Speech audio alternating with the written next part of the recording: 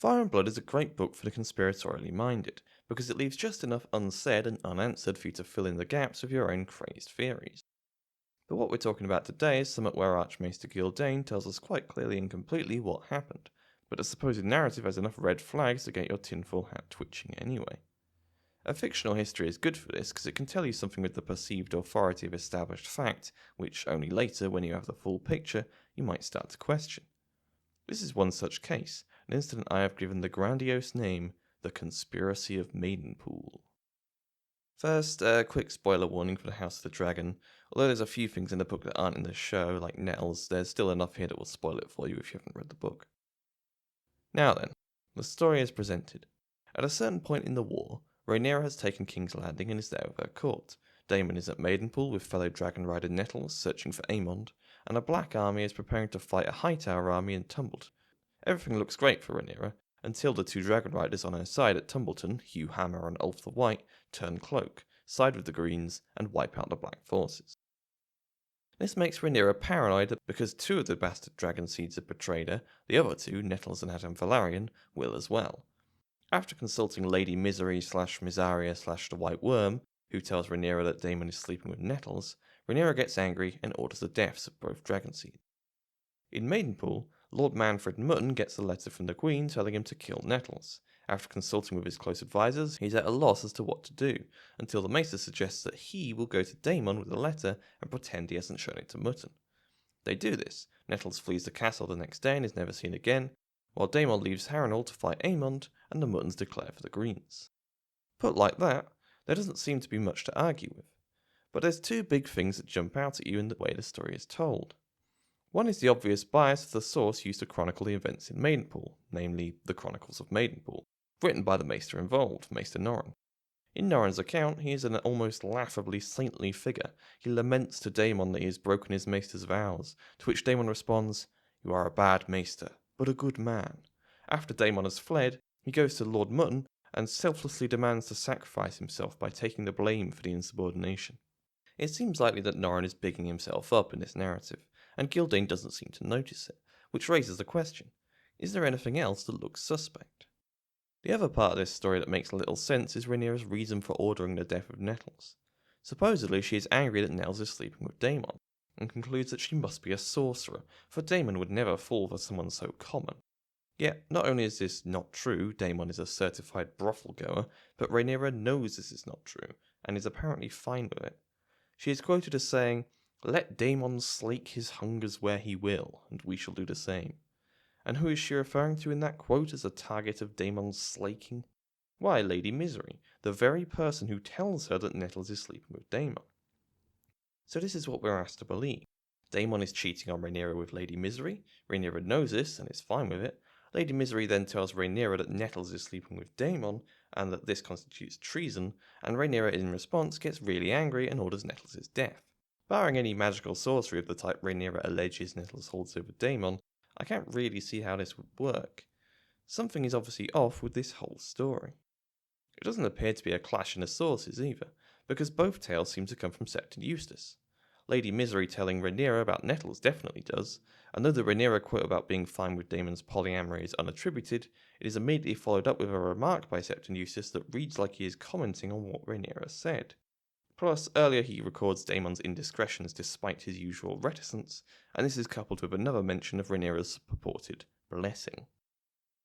In the Chronicles, this undermines the claim that Daemon would have immediately known from reading the letter that it was Lady Misery's doing. Onto this we can add a few other oddities, like how the way Daemon is presented and acts in the Chronicles of Maidenpool is completely different to how he is everywhere else. In Norrin's account he is polite, gentle, romantic, poetic in his speech, well-mannered, and with a moral compass. Everywhere else in the story is a hot-headed, arrogant, bloodthirsty, lecherous nonce. Perhaps it's not surprising that Norrin's account would be so nice, given that he is probably writing in the reigns of Daemon's children or grandchildren. But one other thing that is not just simple bias.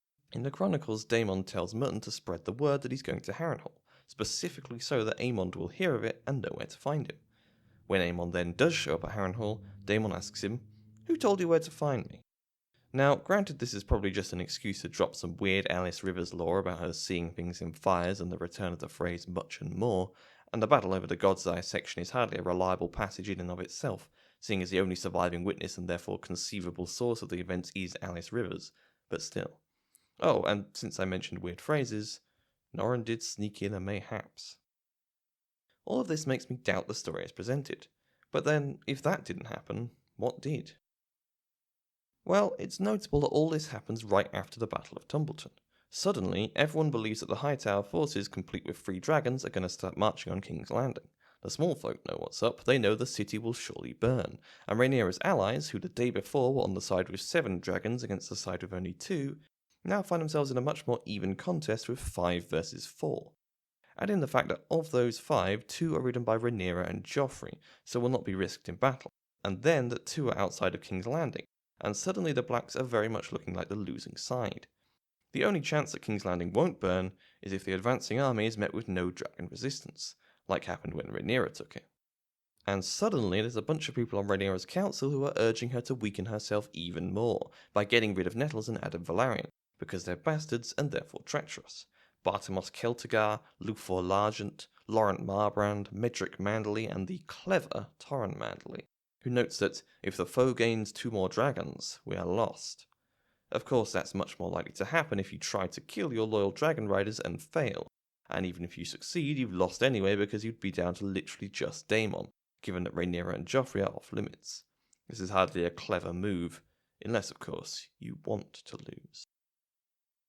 Now, Luthor Largent, Laurent Marbrand, and Bartimos Celtigar can certainly pin as stupid enough to be whipped up into a paranoid frenzy about Adam Velaryon.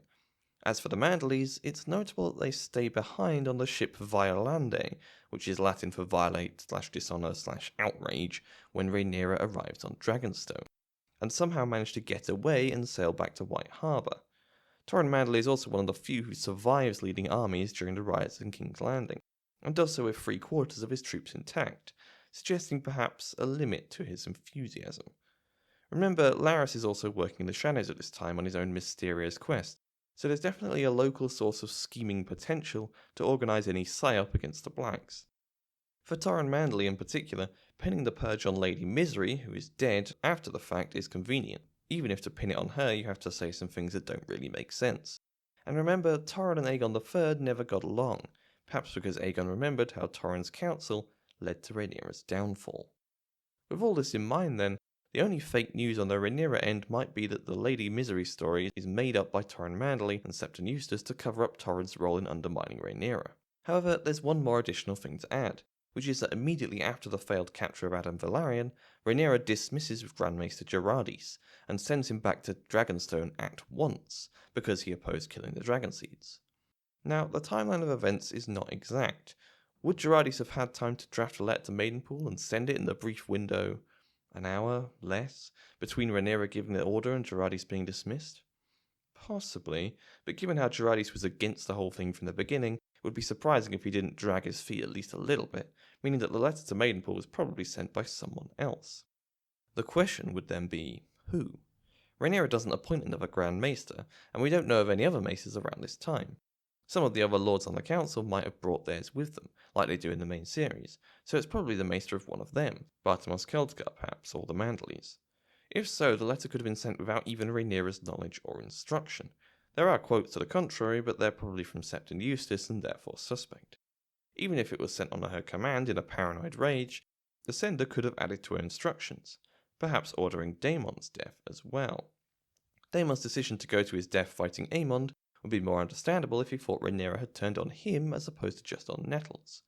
If Daemon and Nettles were forced to flee in a chaotic escape as Mutton's men attempted to slaughter them, that would explain how an inconsistency like Daemon telling Mutton to spread the word of his going to Harrenhal would creep into the chronicles, as Norrin had to make stuff up to fill in the gap.